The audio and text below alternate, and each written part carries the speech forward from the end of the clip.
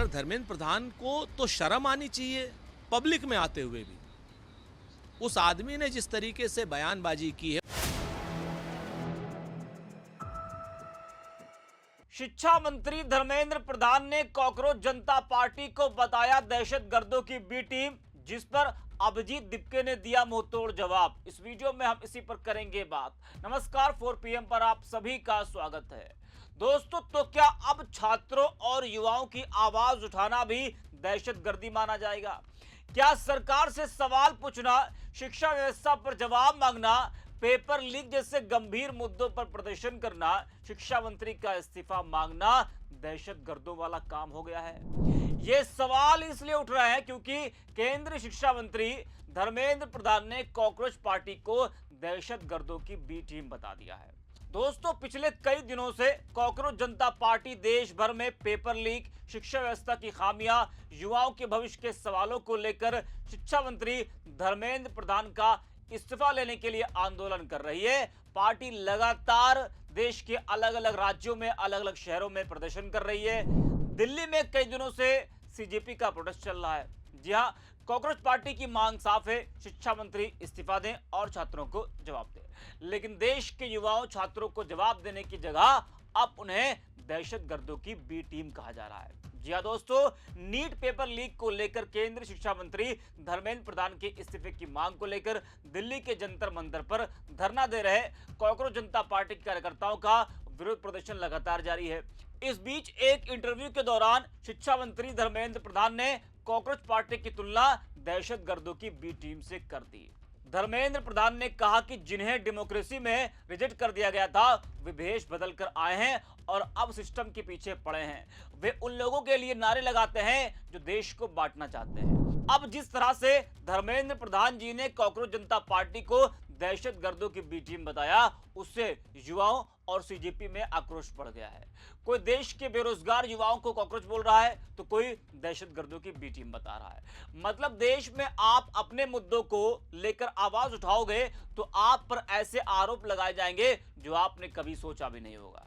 अब शिक्षा मंत्री के इस बयान के बाद सीजेपी के संस्थापक अभिजीत दिपके ने भी पलटवार करते हुए कहा कि केंद्रीय मंत्री के हाथ 17 से ज्यादा छात्र छात्राओं के खून से रंगे हुए हैं। दिपके ने कहा, सोचिए प्रधान ने क्या कहा, जब हम उन छात्रों के लिए न्याय की मांग कर रहे हैं जिन्होंने आत्महत्या की है। उन्होंने कहा कि सीजेपी आतंकवादियों की बी टीम है।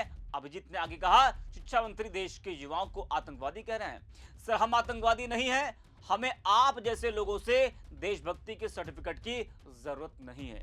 इसके बाद दोस्तों, एक्स पर एक और पोस्ट में दिपके ने लिखा कि धर्मेंद्र प्रधान हमें आतंकवादी कहते हैं। विडंबना है कि उनके हाथ 17 से ज्यादा छात्रों के खून से रंगे हैं।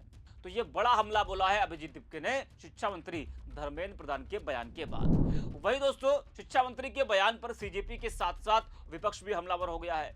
कांग्रेस प्रवक्ता सुरेंद्र राजपूत ने धर्मेंद्र प्रधान के बयान पर कहा, अब धर्मेंद्र प्रधान तो भड़केंगे क्योंकि उनका इस्तीफा मांगा जा रहा है।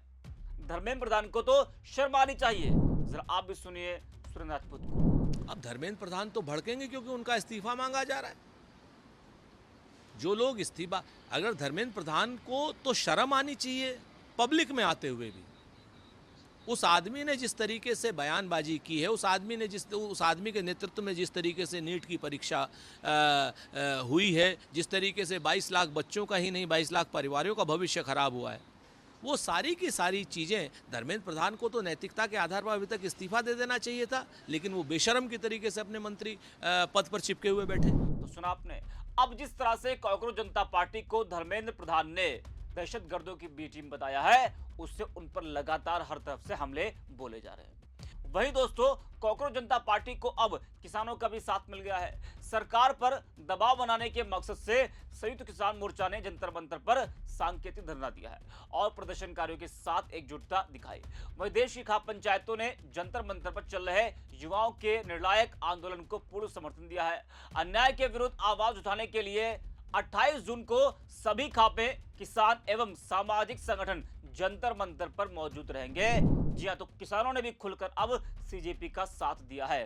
किसान क्या कुछ कह रहे हैं वो भी आप सुनिए। मांग के लिए जिस बात रखने के लिए ही आए थे, तो हमने इस निष्कर्ष पर पहुंचे हैं कि भी इन बच्चों की मांग की तरफ जो है सरकार विशेष ध्यान दे और अन्यथा अगर इन बच्चों के साथ कोई इधर उधर की कोई बात हुई, क्योंकि धरना प्रदर्शन इनका मौलिक अधिकार है। हमारी खाप सरदारी का जितनी भी उत्तरी भारत की खाप सरदारी है, सबका इन बच्चों के साथ पूरा समर्थन है।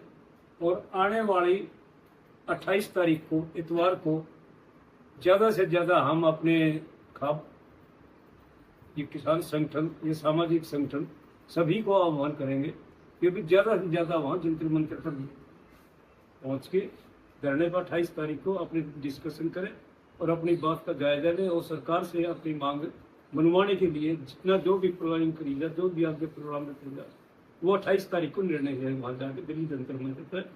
तो हम चाहेंगे कि ज़्यादा से ज़्यादा सामाजिक संगठन, किसान यूनियन और उत्तरी भारत की खाप सरदारी वहाँ पहुँचे।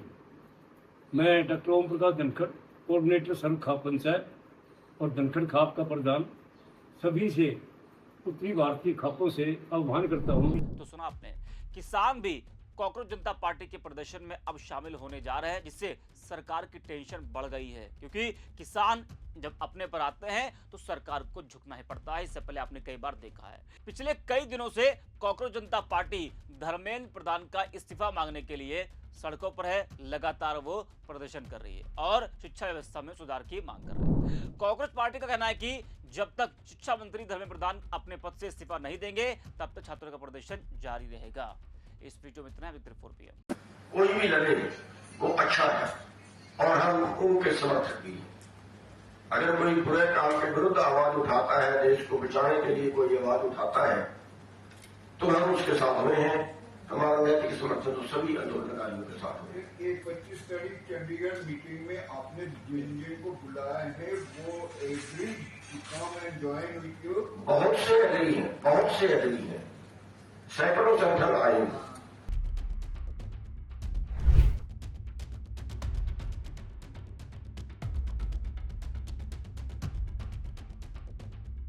अगर धर्मेंद्र प्रधान को तो शर्म आनी चाहिए पब्लिक में आते हुए भी।